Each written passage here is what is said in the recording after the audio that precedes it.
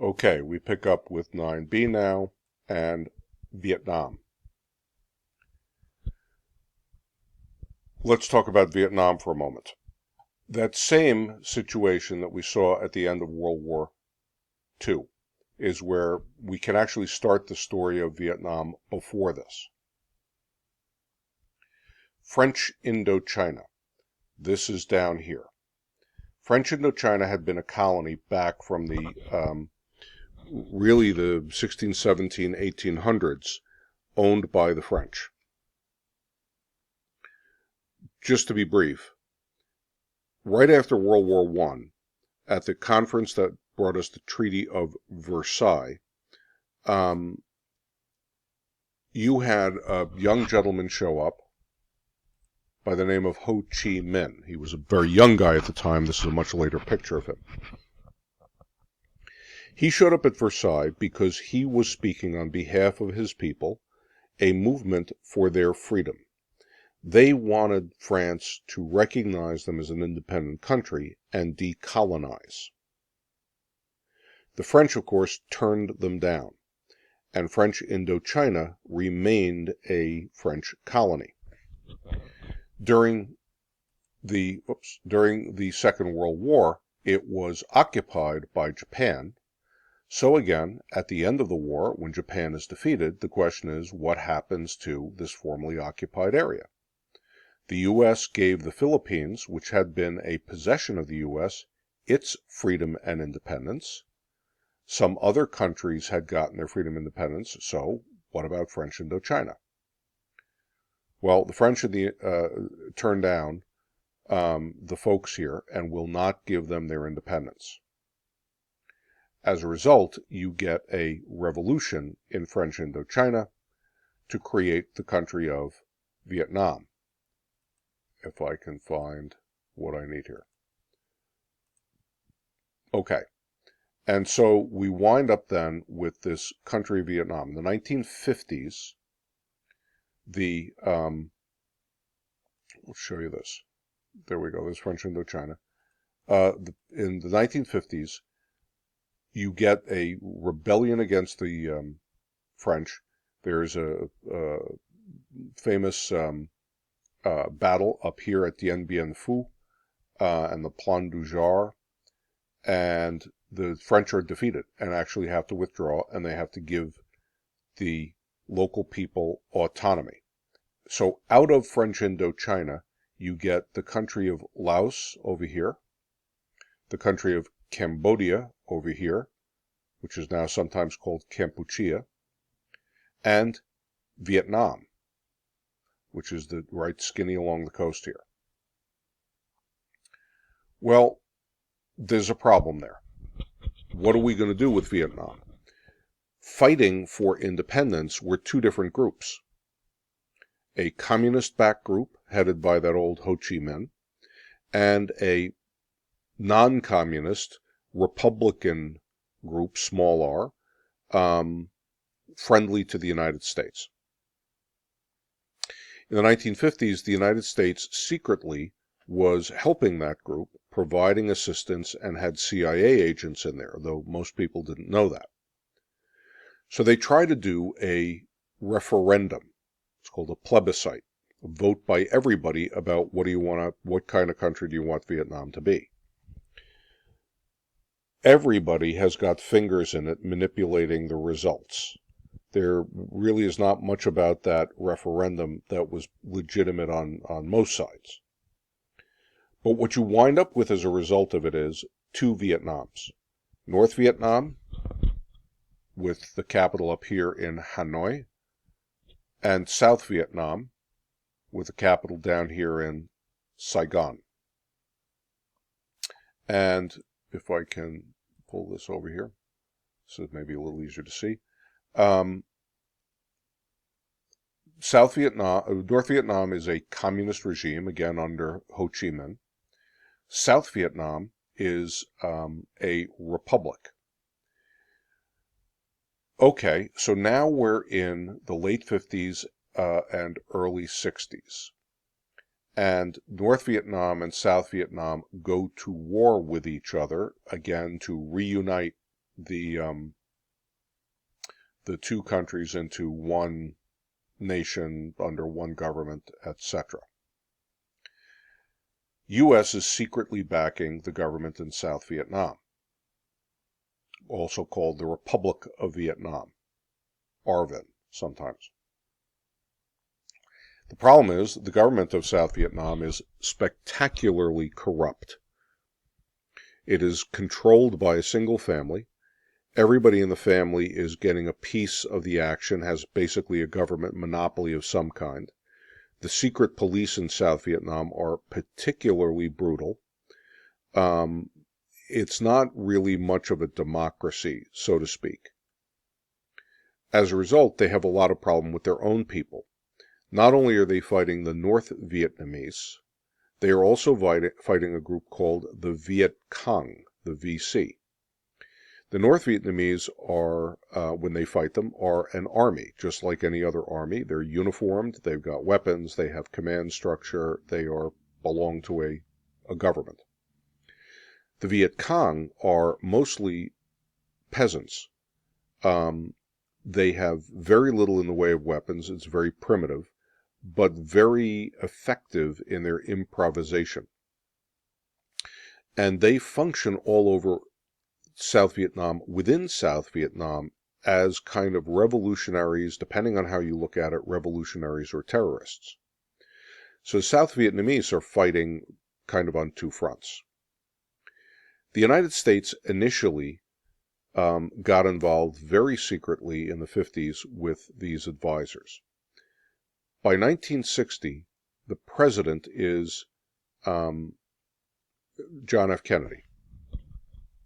Kennedy is looking at the situation and feels like Kennedy himself had made quite a reputation as an anti-communist. He's a Democrat, but it shouldn't be surprising, because in the Cold War, both Democrats and Republicans were fiercely anti-communist and fiercely patriotic. They just had somewhat different ways of talking about it. So Kennedy wants to do something for South Vietnam. He begins by sending in advisors, military advisors. So we start to send in soldiers to provide help to the South Vietnamese in organizing their army better, training them with new American weapons, giving them better tactics, and so on. When we do that, however, we're putting our soldiers in the field with South Vietnamese soldiers, and they're getting shot at. And that's creating an uncomfortable situation. You know, in theory, you're not part of this war. We never declared war over there. And yet you've got soldiers on the ground, and now, to defend themselves, they're shooting at an enemy. That's quickly going to go to a bad place. More and more advisors and more money is going into South Vietnam, and Kennedy is beginning to get worried about this. It doesn't seem to be having much good effect. It doesn't look like this is one we're going to be able to win. And so Kennedy begins to think about withdrawing from the war.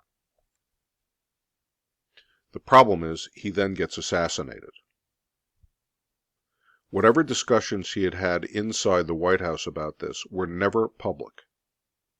So the average American had no idea that there was a problem in Vietnam.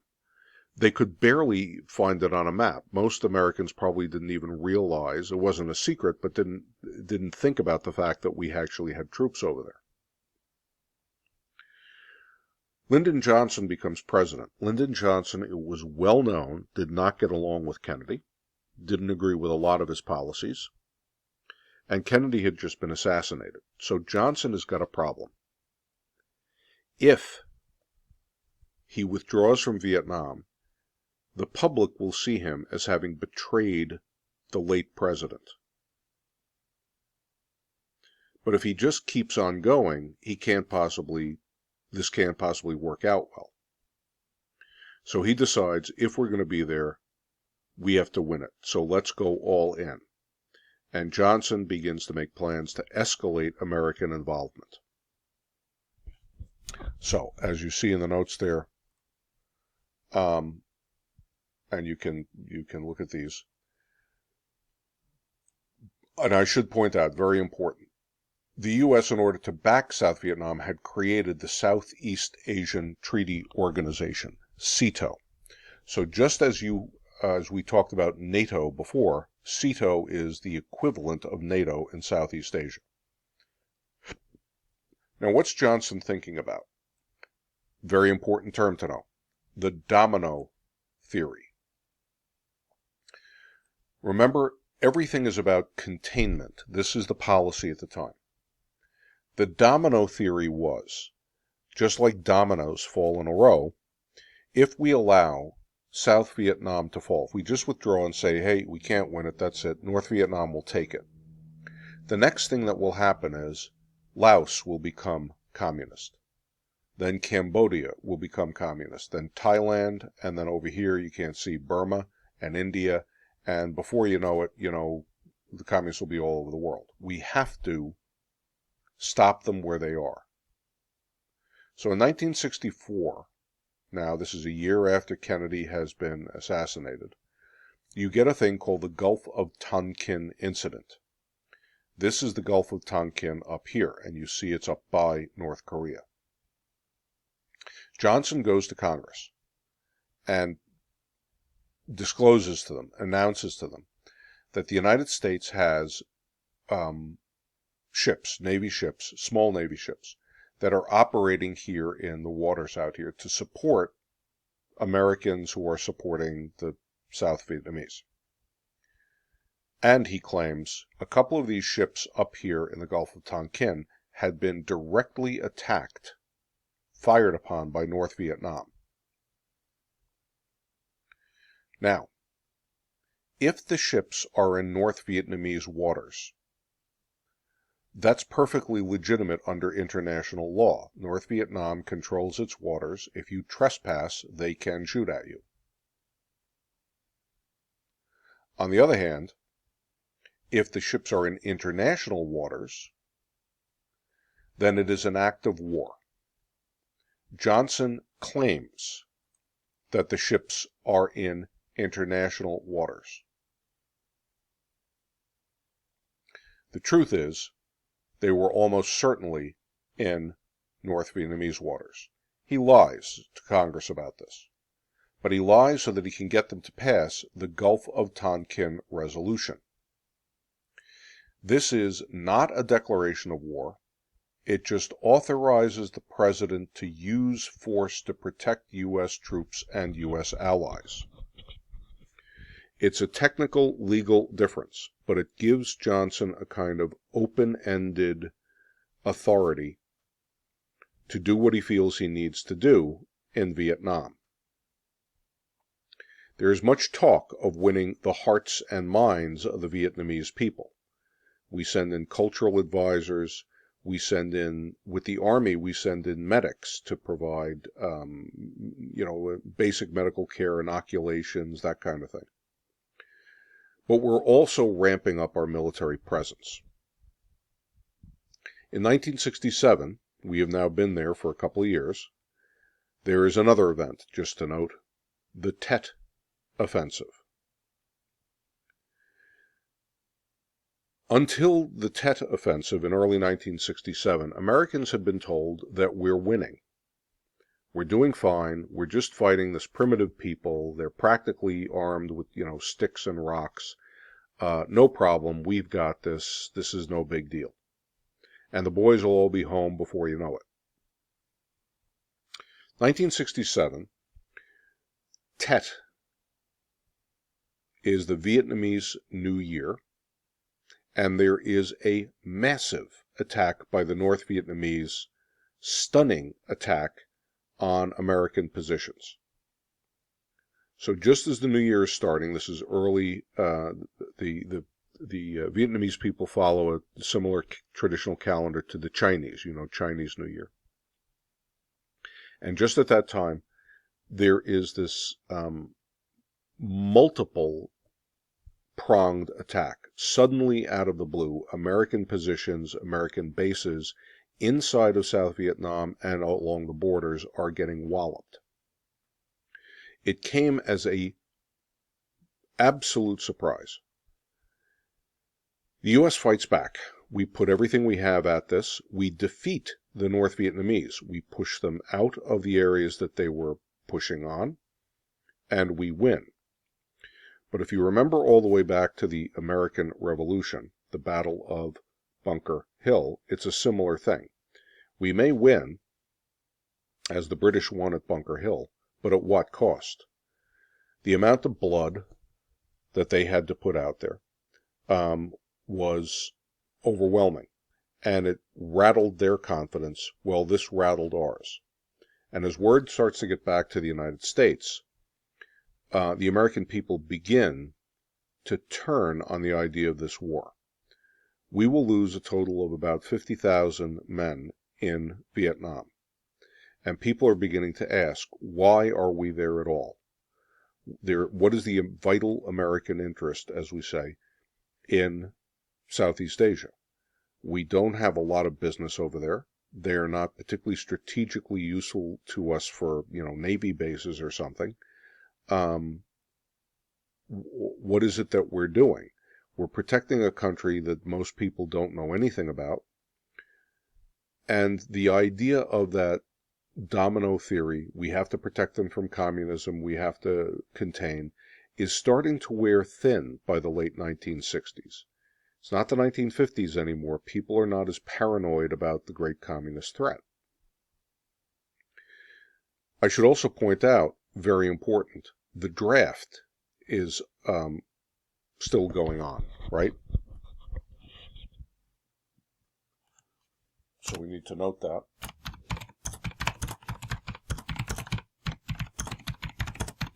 So you have an awful lot of young people, college kids, who are being scooped up against their will into this, into the military, to go fight in a war they don't understand, they don't necessarily believe in.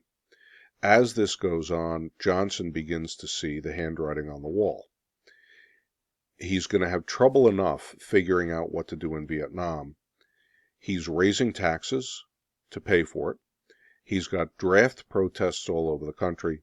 He decides not to run for president. And so in 1968, you get another election with Richard Nixon. Now, let's talk about this. People are turning against the war in Vietnam. As we said before, the South Vietnamese government seems corrupt, a family enterprise, and then you have a series of kind of warlord generals we put in there. There's no clear objective, no goal. So Richard Nixon runs in 1968 on an anti-war platform, says he's going to get us out of it. Nixon had made his reputation, as we spoke about earlier, as a super anti-communist. So there's no question that he's soft on communism or he's giving a pass to the Reds or something. And he's former vice president under Dwight Eisenhower and was known to be much more conservative than Eisenhower was. So he's not suspect for wanting us out of the war. Once he becomes president, though, he decides he's not going to accept a defeat. If he gets out of the war, it'll be by winning it. He is not going to accept a dishonorable peace. And so he authorizes carpet bombing and expanding the war into Cambodia and Laos. So here you see Cambodia and Laos, and if I can pull this up a bit, you'll see, perhaps, the Ho Chi Minh Trail. You see this? So here was the problem that Nixon's got. As we said, you had the North Vietnamese up here, and there is the line between North and South Vietnam, and you're fighting battle. Okay. But you also have these insurgents, revolutionaries, terrorists in South Vietnam, the Viet Cong, who are being supplied and assisted by North Vietnam. How are they getting into South Vietnam? Well, they're coming down through the jungles. This is extremely dense jungle here. They had this trail, which was called the Ho Chi Minh Trail. And from that, because this is such a long, skinny country, they could pop in to South Vietnam any place they wanted to make an attack or infiltrate or set up camp. So Nixon decides, well, if they're coming down through another country, we'll bomb the other country. This is a problem. Cambodia was not at war with the United States. He had no authorization. The Gulf of Tonkin resolution did not authorize him to go into Cambodia or Laos. These were countries that had nothing to do with this, in a sense. It was just that the jungle was so dense over here, people could sneak through. So the United States began sending B-52 bombers all along the trail here to carpet bomb the area and to carpet bomb parts of North Vietnam. You're bombing an awful lot of civilians when you do that, and certainly you are now yanking these very poor but independent countries into this war. Nixon got heavily criticized for this. Then, while he's president, first term, you have the release of a thing called the Pentagon Papers. The Pentagon Papers were a massive 43-volume study of the war that was leaked to the New York Times and published. So a fellow by the name of Daniel Ellsberg, who'll come back in a minute, who worked on this, had helped write this, as I said, 43-volume, encyclopedia-sized, detailed history of the Vietnam War. It was done by the Department of Defense itself. It was done by the Pentagon itself, for the Pentagon's use. He sees things in this, I'll explain in a second, and decides to give it to the New York Times to publish because the people of America need to know what is here. What's in it that he's so concerned about? First, the U.S. had been involved far longer and far more extensively, and the war itself was handled in a far dirtier manner than people knew. The American people, says he, have been lied to. Second, the U.S. had long known that it couldn't win. So we had been fighting this war for some years now, knowing it was impossible for us to win it. Well, that's not just sad. There are 40-something thousand combat deaths, and who knows, hundreds of thousands of guys with combat injuries. And not to mention, by the way, 50,000 U.S. soldiers died, a million at least Vietnamese died in the war. So all of those people died in a war that they already knew couldn't be won. This begins to really rattle people's confidence in their government at all, because the government had been lying to them about this now for a decade and a half. Stories of war atrocities start to come out. Soldiers doing really stupid, cruel, inhuman things at times. Not all of them. The vast majority of soldiers served over there and did their jobs, but you would occasionally get a problematic guy, and the word about those got back to the U.S. Student protests start to become tragedies. At Kent State, which is a college in Ohio, you had a student protest, a relatively peaceful protest. They sent out a bunch of National Guardsmen who were mostly college kids themselves, to sort of control this. And just like all these analogies, remember the Boston Massacre? Somebody's rifle went off. Well, they shot into the crowd and a bunch of kids were dead. This was a massive scandal to America. Finally, as Americans turned on the war, the U.S. stopped the draft and then withdrew from South Vietnam. By 1975, Not only was the U.S. out, but South Vietnam had fallen to the north, and today Vietnam is one single country, communist country to this day. So imagine how rattled people's confidence in their leadership is, in the ability of the government to tell the truth, and their ability to trust the government. Well, in the midst of this, you have yet another issue, Watergate. So, and if I just show you this for a moment, that's Ho Chi Minh. There's Richard Nixon, just so we get a look at him, in case he shows up on the Regents. They sometimes put photos on there or political cartoons. And this is in part explaining his decision to carpet bomb Cambodia once it got out in public. That was not supposed to be known.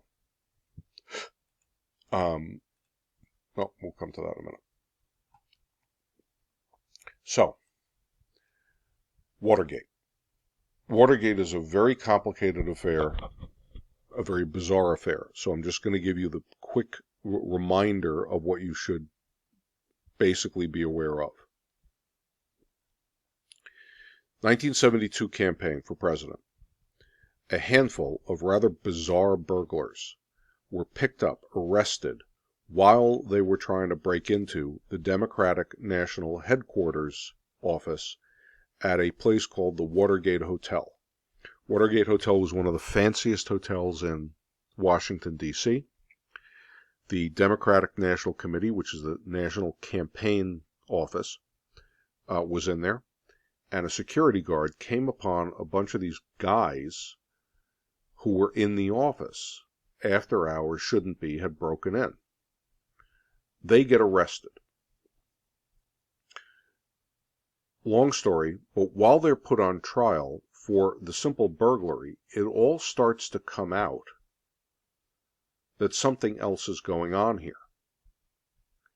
The result of all of that is public disclosure, fully now known, that Nixon had created an extensive secret network of spies, had raised massive funds to engage in what he called dirty tricks during the campaign.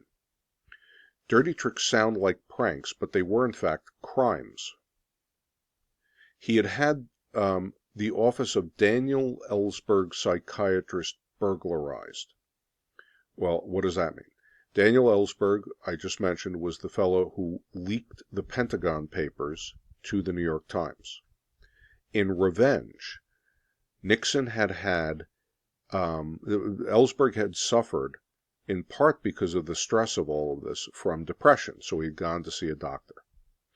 Nixon had the doctor's office burglarized to try to steal Ellsberg's medical files, because he wanted to leak them to the press and smear the guy as being a nut job. He had planted bugs, Nixon did, or not himself, but had ordered people to plant bugs, which is recording devices, fake information about other candidates, mess with their campaigns, mess with their supporters. When the burglars at the Watergate were caught, it turns out they were working directly for White House staff. They were not, rogue agents or something. They were getting their orders from inside the White House itself, from government employees. And they were hired with campaign money that had been secretly and illegally raised and spent.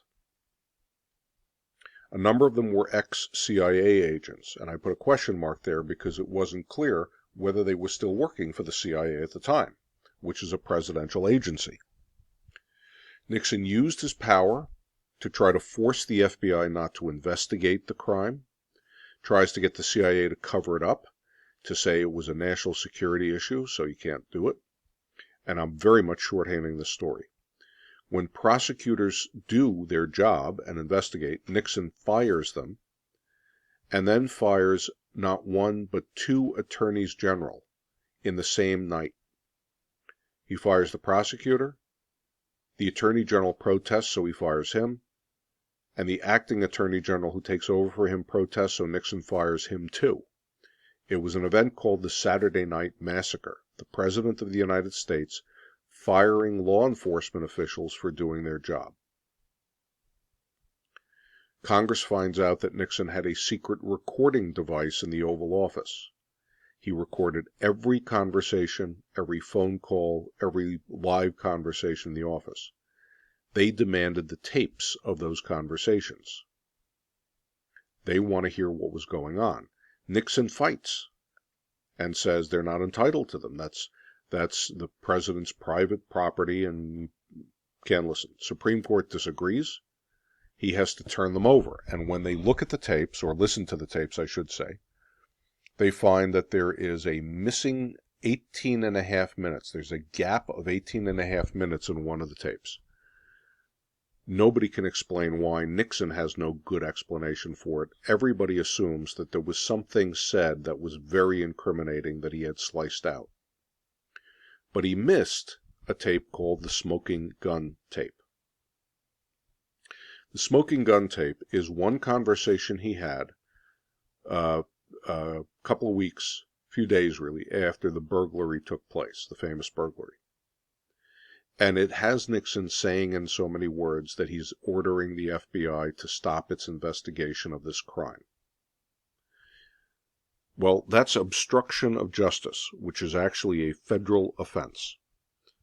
When that tape finally comes out, after 2 years of people investigating Nixon and all this nonsense going on, a largely bipartisan group in Congress, Republicans and Democrats, have decided that they have it. They voted for impeachment. The House voted it out of committee, and just before they actually impeached Nixon, he resigned, short-circuited the process, and left office. Now, again, I can only run over this and remind you of the details that you should already know. But the big takeaway, what's the punchline? Americans have now lost all confidence in their government. Between being lied to about much of what was going on in Vietnam, between finding out that the war was conducted knowing it couldn't be won, and so lives were being lost for no reason, finding out that the president used the law enforcement agencies of the United States, of the CIA, spy agencies, to spy on his own political enemies, to find out that he had paid burglars to engage in crimes against other candidates, and that he then tried to interfere with legitimate law enforcement when they did this, when they looked into this. Now Americans have zero trust for their government. It was a great crisis in the United States. In the meantime, politics continued. While all of that Watergate investigation is going on, Congress passes a thing called the War Powers Resolution. You need to know what this is. We are at the tail end of the Vietnam War. The United States is making moves toward winding it down. The Watergate scandal is just kind of really heating up. And it's 1973. Congress decides they don't like having been lied to about the Gulf of Tonkin resolution back in the 60s with Johnson. So they want to pull the president's power in a little bit. They pass the War Powers Resolution, which says, in an emergency, the president can use U.S. troops. He can send them into combat. We live in a very fast world. Quick sequence of events. Transportation is fast. Communication is fast.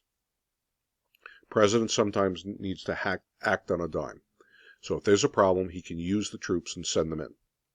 But first, he must explain to Congress exactly why and for how long he's going to be doing this within 48 hours.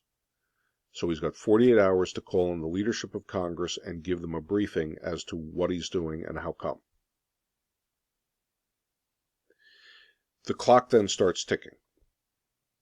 He has 60 days. In 60 days, he either must end the action himself or he must get Congress to approve it.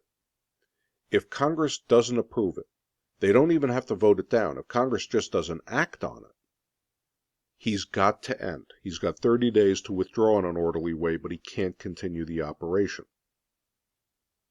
This was to prevent things like Vietnam, where Congress found out that Kennedy and then Johnson had been sending troops into Vietnam month after month after month, year after year after year, before the Gulf of Tonkin resolution, and got us more and more deeply involved. Now they have to go and get authorization. Question: is this constitutional? Answer: nobody knows. It has never been taken to court. We know that Congress, and only Congress, can declare war. We should point this out. On the other hand, we also know the President is Commander-in-Chief, and can and must protect the country in an emergency. It was passed over the President's veto, so it was a veto override. Mention that, right?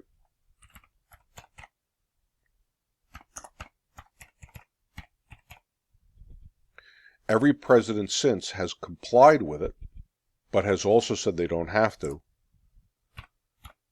The Supreme Court has never ruled on it, so it remains an open question. Okay, let's move on a bit. The United States and the Soviet Union have engaged in a nuclear arms race.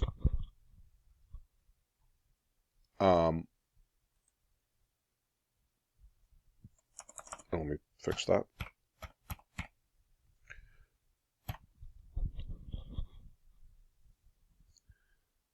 Acceleration of the nuclear arms race, beginning with the detonation of the atomic bomb, etc., etc. Okay, so again, very quickly. 1950s, you had vast technological advances. U.S. builds the first atomic bomb in 1945. The Soviets build their first atomic bomb in 1949. By the 1950s, we are using bombers and have these jet bombers in the air, with first atomic bombs and then the much more powerful thermonuclear weapons. The bombers are jets now. They're getting longer and longer ranges, faster and faster. But the race is on for what they really want, which is a missile, an intercontinental ballistic missile. This would be a missile that you could fire from the United States and hit Russia, or fire from Russia and hit the United States. We're rushing for nuclear submarines. A nuclear submarine, unlike a conventional submarine, right? The regular submarine runs on a diesel engine, but you need air for a diesel engine. So you run it on diesel on the surface, and then when you have to dive, you use electric power. But there's a very limited range on that. Nuclear submarine can remain submerged for 3, 4, 5, 6 months at a time. Really even longer if you can store enough food on it. So it can sit on the bottom of the ocean, at the time certainly undetected, with a stack of nuclear missiles aboard. This is the kind of technology we're looking to get. Both the U.S. and the Soviet Union have space programs all through the 1950s. The space programs are said to be about a lot of things, science, so on. But really, what's behind both of them, in both the United States and the Soviet Union, is missiles. We're trying to figure out a way to build missiles. 1957, you have Sputnik. Sputnik is the first man-made satellite ever. It wasn't particularly impressive, just to look at it. It was about double the size of a basketball, big silver ball, with a couple of antennas sticking out of it. It beeped a radio beacon. That's it. If you had a shortwave radio, you could tune in and listen to the beep. But what freaked everybody out was that it happened at all. Sputnik orbited the Earth. Okay, well that's not easy technology, particularly at the time. But when it orbited the Earth, it passed over the United States. and there was nothing we could do about it. If you can get up into orbital range, there's no way for the United States to stop it or defend against it. So if they can put a satellite over us, can they put a missile over us? That was the question. What happens if they put a bomb on that satellite? How could we ever protect ourselves, defend ourselves? How do we stop a war if that's the case? This is why it was so freaky to people. Not just that they could throw a basketball in the air, but that it could be weaponized, and there was no defense of American territory. It would also freak people out about our education. How is it that the Russians beat us to this? The United States tried very hard to get a satellite up, and they couldn't do it. Are our kids behind? Are they not getting a sufficient education? And so there is a massive cultural shift in American education toward math and science. This is one of the reasons you take so much mathematics and so much science now. 1940s, you would have had some math, you would have had basic science, but you would have had far more language, for instance, than you do now. The big shift comes because we're afraid we're behind. Now, in truth, none of this is the case. The United States government knew that Sputnik was going to happen. It was not that much of a shock. And American engineers were actually better than Soviet engineers. They just hadn't figured this one thing out. So the panic was unnecessary, but people didn't know that. And then it was followed up in 1961. 1961, Yuri Gagarin becomes the first human being in space. Not only have the Soviets beat us to the first satellite, but now they put the first man in space. And we're still behind. So in the 1960s, the U.S. launches the Apollo program. The Apollo program is officially about putting a man on the moon and returning him safely. So this is the program for a moon landing. And the aim is to do it within the decade. So in 1969, the United States does it. We land Neil Armstrong on the moon. Hopefully you guys are aware of that one. No other nation has ever put a man on the moon. We are the only ones who have done that. And after Apollo 11, we then do it several more times going forward. And it's a great scientific achievement and all that. But really, the Apollo program had a second purpose. The rocket we use to send a man to the moon can also be used, again, to stick a warhead on it. And so it becomes a prototype for an ICBM. So that space program is really got that Cold War in the background. Everything you look at in the 1950s, 60s, and 70s, everything, you have to interpret and see whatever else it is, whatever else is going on with it, what's the Cold War aspect? Because there is some aspect of it that is part of the Cold War.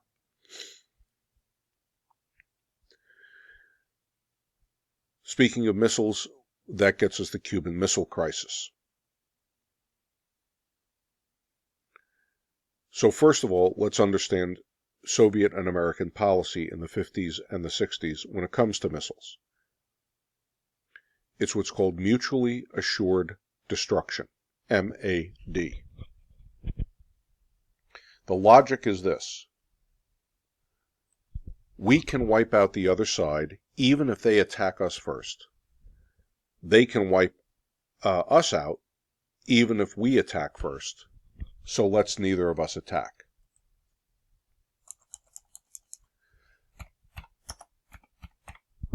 The idea was that we would have more than sufficient missiles, enough nuclear weapons to completely destroy the Soviet Union several times over. And that no matter what they did, no matter how many they destroyed, no matter how good their targeting was, even if they launched first, they couldn't wipe out enough that we couldn't destroy them too. And we knew the same thing about them. The logic is, if they know that, if the Soviets know that if they pull the trigger, we can still devastate them, then the Soviets will never pull the trigger. And the Soviets took the same attitude. If the Americans know that they can never destroy all of our weapons, that we still always have the ability to wipe them out, even if there's not much left of us, the Americans will leave us alone. But what that leads to is, therefore, an arms race. Because each side then has to keep building up more and more and more, because you always have to stay one missile ahead of the other guy. And so massive amounts of money, effort, time are being poured into this stockpiling of weapons to the point where both sides had the ability to wipe out every inch of planet Earth several times, like a dozen times over, which seems to reach the point of the absurd. The Cuban Missile Crisis was a part of that arms race. The U.S. has missile bases and bombers in Italy and Turkey, close to the Soviets. So if we look at this for a minute, there's a world map for you. We'll pull it up. There's Russia. This is a modern map, so the old Soviet Union. There's Turkey. So you're right by the old Soviet Union. They looked at that and saw that as a threat. Now, where are the closest Soviet missiles to the United States if I move this over? And you can't find any, because we've got the Pacific Ocean on one side and the Atlantic on the other. So we've got land bases right by the Russians, but they don't have anything near us. So they come up with an idea. In 1962, they decide, what if we started to put our missiles in Cuba?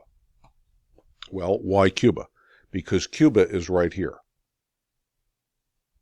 And there's Florida, and there's the United States. So, from Cuba to New York, Washington, Chicago, Atlanta, Denver, Mexico City, although we didn't really care about that, Los Angeles, Seattle, you could pop a missile up and hit any place in the U.S. Well, not quite. Probably the missiles that would have gone into Cuba couldn't have made it to Los Angeles. That's a pretty good guess, or Seattle. But they absolutely could have made it to New York, Washington, Atlanta, Miami, and Chicago. So you could have wiped out at least the eastern seaboard of the United States, and within a matter of minutes. The United States, of course, panics. We see this physically. We have spy planes flying over Cuba. They're taking photographs, and we're watching them starting to build these missile launchers. There are ships on their way to Cuba, and we can take pictures of those and see the missiles on the ships. Kennedy decides he can't allow this. It's too dangerous for the U.S. So he threatens the Soviets. If the ships on their way to Cuba get there, we will attack the ships. Kennedy knows that if we do, the Soviets would respond, and you'd be in the middle of World War III.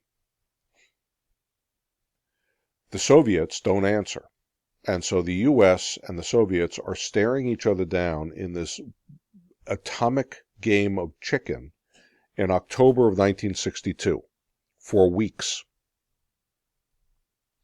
People really believed, and it was true, that we were on the brink of absolute nuclear holocaust and disaster.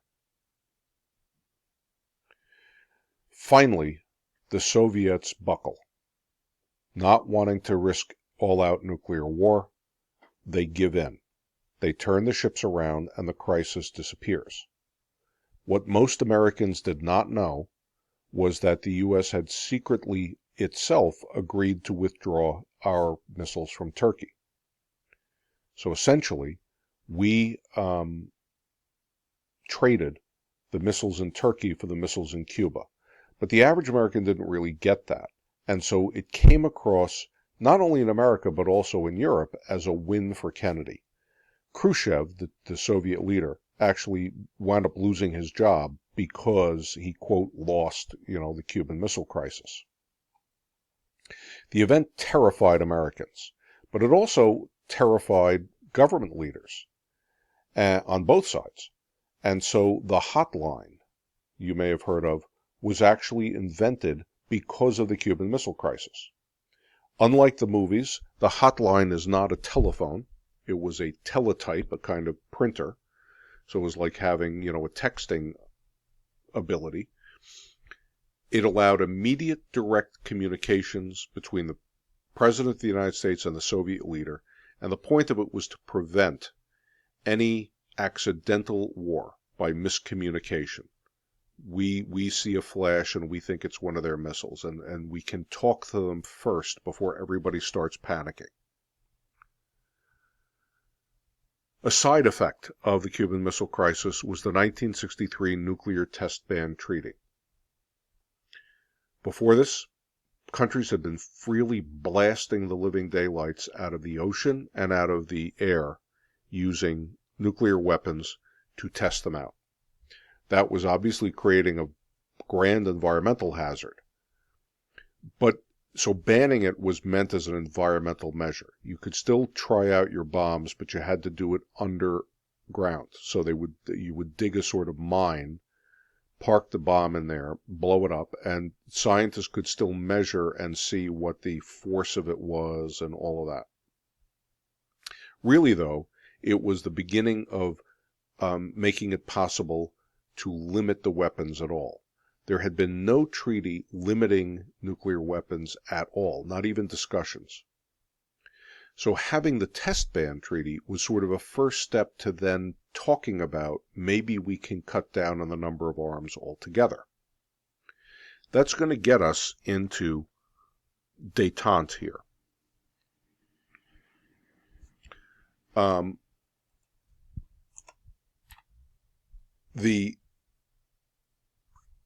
I should really, I guess, do this the other way. The decades-long policy of containment is starting not to look so attractive anymore. And so Nixon, the famous anti-communist who has a lot of other problems, does come up with this idea of détente, which is a French word. It means an easing or a relaxation. He and his Secretary of State, Henry Kissinger, try to figure out a way to ease the situation with both the Soviet Union and China. A way that we can live and let live. They do their thing, we do our thing. We don't interfere with each other too much, and we sort of move toward cooperation. Nixon is the only guy who can do it. He's so well known as an anti-communist that if he's willing to sit down with the Chinese, like Mao Zedong, and talk to him, we can be sure that he's not selling out. He does travel to China. He meets personally with Mao. He goes to Soviet Union, meets with Brezhnev, who was the leader of the Soviet Union at the time. They begin the SALT I talks, the Strategic Arms Limitation talks, which is going to be followed by SALT II, by START, which is the Strategic Arms Reduction talks, which is all about first limiting nuclear weapons. Let's put a cap on them. How many times, over do we really have to be able to blow up the Earth? And then reducing the number of weapons. Nixon even gets the Helsinki Accords, which is not just renewed peace commitments, but starts talking about economic cooperation even between the U.S. and China and the Soviet Union. So it's a way to sort of maybe not love each other, but we get along with each other, rather than this sort of aggressive policy of how do we contain each other. The arms race slows down, defense spending eases, there's more and more cooperation, exchanges of students, cultural exchanges, all this kind of thing. But it all ends in 1980. 1980, the Soviets invade Afghanistan. The Soviets have always wanted a warm water port. They always want ports to the south. They're doing this to try to get to one. It turns into their version of Vietnam. It's a mess. They take massive casualties. It's hugely expensive. and it causes big political problems back home. At the same time, President Ronald Reagan re-engages in a period of arms escalation, the so-called Strategic Defense Initiative, SDI, or Star Wars, which is a massive spending and technology program to develop space weapons. No kidding. Lasers and things and satellites. The weapon systems never actually happen. They never come off. But the Soviets are convinced they will, and they nearly bankrupt themselves trying to keep up. That's going to lead us to the fall of the Soviet Union in just a moment.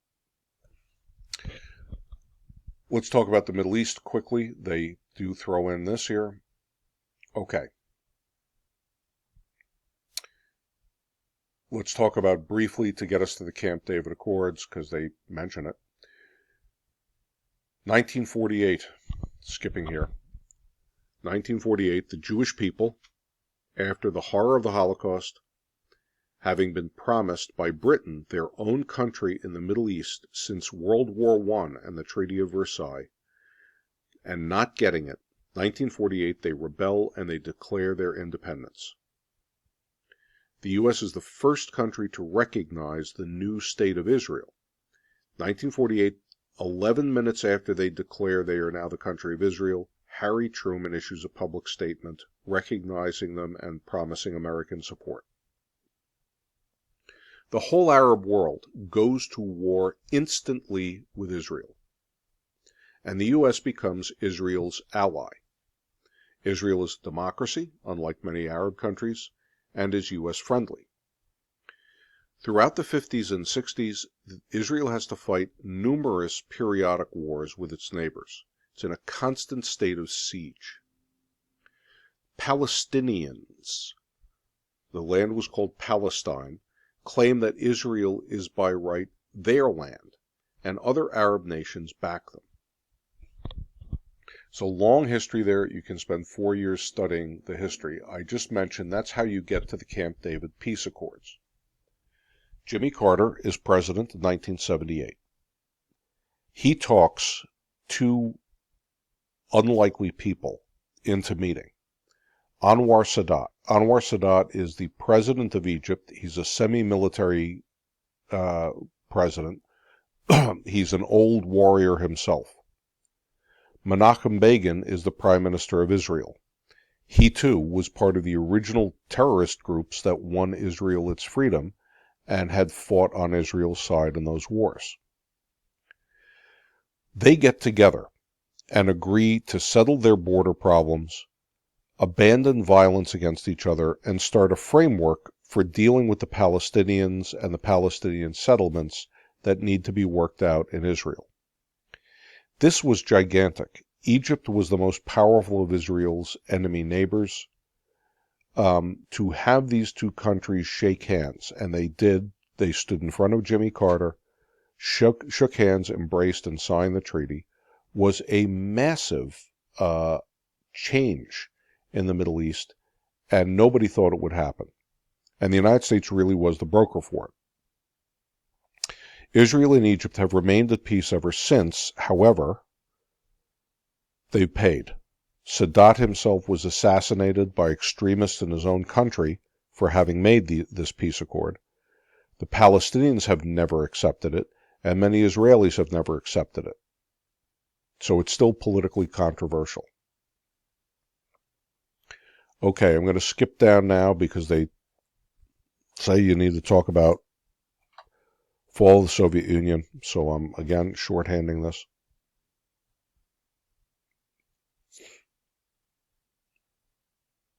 Okay, briefly. We're back to Europe. We're back to Eastern Europe. We're back to Cold War. By 1980, things are starting to change. Soviets have invaded Afghanistan. As I said before, that was their Vietnam. It was bankrupting the country. It was a failure. It was death. It was a political mess for them. Oddly enough, this seems irrelevant, but it's very important. There was a new pope. The pope was John Paul II. His real name, when guys are elected pope, they get to sort of pick a new name. His real name was Karol Wojtyła. He was a Polish guy. He had been a a young man, as a kid, he had, fought against the Nazis peacefully. Nazis had occupied the country. He was a teenager, and he ran a kind of underground cultural organization to keep Polish culture alive in the face of the Nazis. He becomes a priest, and when the communists take over as a priest and as a bishop, he becomes a famous, peaceful fighter of communism, leading nonviolent protests, standing up to the communists to the point where the communist government was afraid of him. When he's elected Pope, it gives a huge boost to the anti-communist movement in Poland and a huge boost to Polish nationalism. They had never liked being under the thumb of the Soviet Union. They hated the atheism of official communism. The Polish are very Catholic. And that triggers, his election triggers, a long series of peaceful but massive demonstrations and strikes, I should say, that eventually topple the government. It would be hours to tell you the whole story here, but just take it for granted. U.S. President Ronald Reagan gave his strong public moral support to this. Now, what has that got to do with anything? Before that, or back in at the end of World War II, just after World War II, you had, as we remember, NATO and the Warsaw Pact. The NATO countries were those aligned with the United States. The Warsaw Pact were the countries aligned with the Soviet Union. And the Warsaw Pact countries were basically satellites. They were almost like colonies of the Soviet Union. Poland was the biggest and most important of them. Poland, essentially, it's not really an exaggeration, one day just puts down everything and says, we're not going to play anymore. We're just not going to go along with this.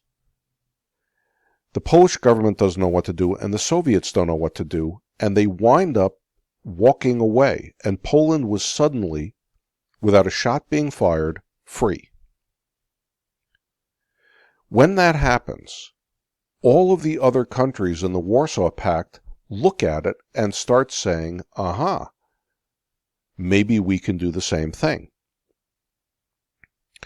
And one at a time, Czechoslovakia, Hungary, Romania, Bulgaria, Estonia, Latvia, Lithuania, each of them simply walks away from communism.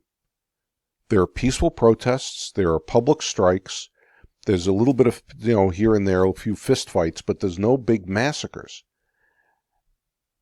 And the Warsaw Pact is all falling apart. 1989, so this has been going on now throughout the 1980s, the sort of last prize of the Warsaw Pact is East Germany. East Germany was the most aggressively, most oppressively communist of all the Warsaw Pact countries. The Berlin Wall, separating East and West Berlin, had been notorious for being this zone of death. Anybody who tried to cross it was machine gunned on the spot. Vigorously enforced. The people of East Germany, having seen these other countries lose communism, were fed up with the communist government. And it was an incident that was like no other. On the evening of November 9th, 1989, thousands of people in East Germany went down to the Berlin Wall. They went down to the checkpoints, down to the guardhouses, and started just to cross over into West Berlin. Normally, they would have been machine gunned, hand grenaded. The guards, however, at that point, simply looked at each other, shrugged, and walked away, opened the gates and left them, put up zero resistance. And it was like a magic trick. Suddenly, the Berlin Wall was irrelevant. It just didn't exist anymore. The night it happened, I can show you, this is what it looked like. And I remember, I wasn't there, but I remember it on television. It was carried live. It was young people, awful lot of teenagers, just climbed up on top of the wall. To do this a week before would have gotten you killed on the spot. Here, they just got up there and they took pickaxes and they took sledgehammers and they just smashed it to pieces. And nobody stopped them. And they literally, physically that night took apart the wall and it was over. Reagan has been hugely ramping up U.S. spending. And the Soviets themselves, now this is homeland Soviet Union, couldn't keep up and were going bankrupt. All through this period, you had had this work by this guy named Mikhail Gorbachev. Gorbachev was the Soviet leader, and he recognized that the Soviet Union could not last the way it was, that needed to change. So he instituted a program that had two famous key words for it: Glasnost and Perestroika. Glasnost is Russian for openness, transparency. The idea being that the government would end the sort of lies and the secrecy and the hiddenness and be very open with people, honest with people, open all the records, make everything transparent, make elections open, free, and fair, cooperate with their own people. Perestroika means restructuring. Instead of a absolutely centrally controlled, bureaucratic, government-owned, 100% economy, Gorbachev wanted to give local autonomy, local independence. So it was still, he still had a communist vision. It would still all be government-owned, but he would give local managers, local people, the right to organize their factories their way, organize their industry, introduce some elements of a market economy, some independent decision-making, instead of being completely centrally controlled. Arguably, with Poland gone and others following, Glasnost and Perestroika got away from Gorbachev, like horses let out of a barn. He couldn't control them once he let them loose. The Russian people feel like the Soviet Union has failed. They want reform. You get an unbloody revolution. And in 1991,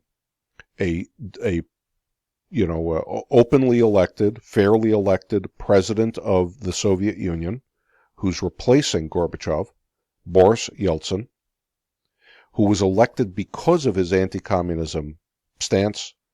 On December 8th, 1991, Boris Yeltsin declares the old Soviet Union dissolved. And now you have a new country called Ukraine, and a separate country called the Russian Federation, and a separate country called Kazakhstan, and the Republic of Uzbekistan, and so on, and it all kind of falls apart. Now, we've lived with a lot of problematic consequences since because of that, but that's how the Cold War ends, with the fall of Soviet communism. Hopefully, again, this was just hitting the highlights of a review. It does not substitute from using the Blue Book to prepare. It does not substitute for reading, if you like, the real book. Okay, we'll leave this one here.